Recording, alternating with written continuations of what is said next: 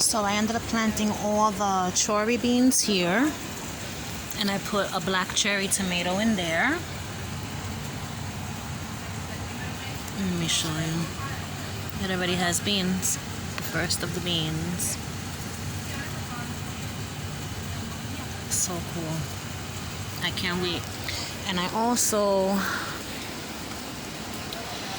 clipped more of the lower leaves on these sunflowers so that these could get light. I can't clip these because they already have lots of little buds. And I don't know if you can see right there. It is so hard to get a good view of this. But when I tell you, the bees are just consistently nibbling on that sunflower all day. There's been like, right now, with my eyes, I see 3 bees. 2 small ones and a big one. And a few seconds ago, a bunch of them went flying off. So they're loving it. I can't wait to harvest the seeds. So all the petals of this sunflower fell off. And this is what's left on it.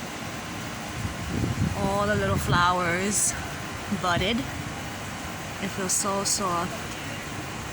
Behind this is the sunflower seeds. It's like a carpet, almost like moss. I can imagine how soft that one is over there. There. I see signs of blushing on these tomatoes, which means the ripening is happening. So quick tip about the tomatoes. Let's say it's the ending of the season and you had these tomatoes here, for example, right? And the weather's about to get really cold and the plant is gonna die. You can clip the bunch of tomatoes off, leave some branch on it, and as long as they've already begun blushing, they will ripen indoors. Something happens. The tomato produces some type of a chemical when the ripening, like the blushing happens, and you want that chemical already in your tomato so that it can have better flavor. If you pluck them, let's say, when they're tiny, let me find one for an example. Well, I just saw a little one. Okay.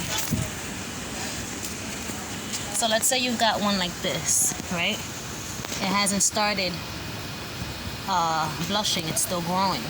So if you were to pick this now, it'll turn red eventually inside, but it's not gonna taste good, or it'll shrivel up and die before it even turns red. Also, I found the signs of my first squash right here. So this looks to be like a spaghetti squash because the acorn squash are rounder. So these are the female flowers, and the male flowers are the big ones. These. Oh look, the flower fell off.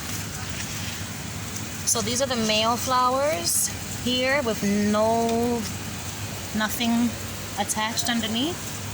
The male flowers are these big guys, right? The female ones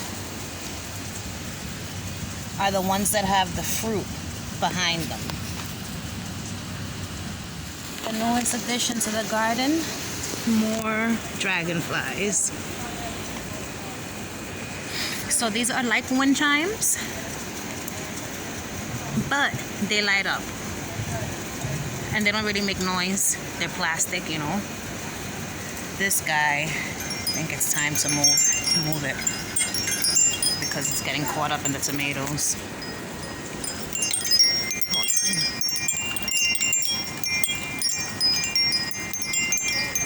Alright, so I put it up here. And then this is a solar light. So it gets the sun from up there. You switch it on. And it's been hanging here all afternoon. There's no sun now, there's clouds. But earlier today it was super, super sunny. So tonight these should light up.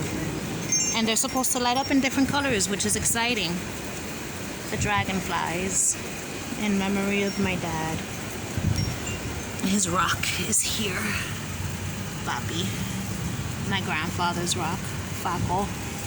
And my grandmother's rock that I have to put her name back on it because only her first letter of her name remains. Anna. So I have to put the N and the A.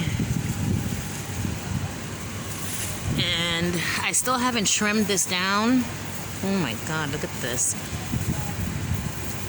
I still haven't trimmed my herbs. But I need to. This stuff is delicious. The hot and spicy oregano. And then hopefully next year the cilantro will come back, but it looks like the cilantro is done for, and I don't think it will be coming back next year. This is what's left of my parsley. And this is the basil Reuben. Looks like something might be munching on this.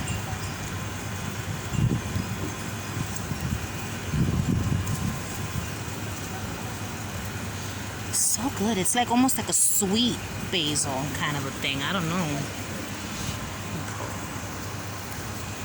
Get rid of these flowers.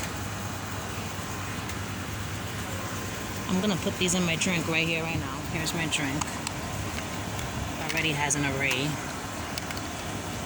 of mints. Basil and sage from my garden, some lemon, and my margarita. Amazing.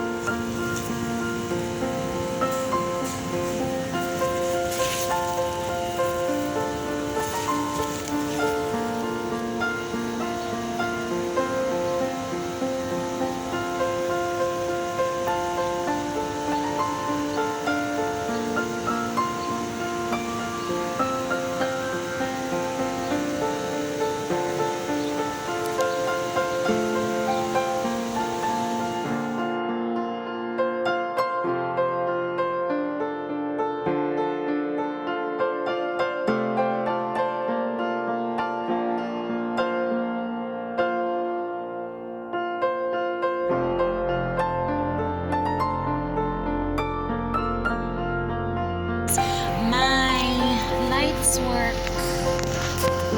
and they are different colors. Right now it's blue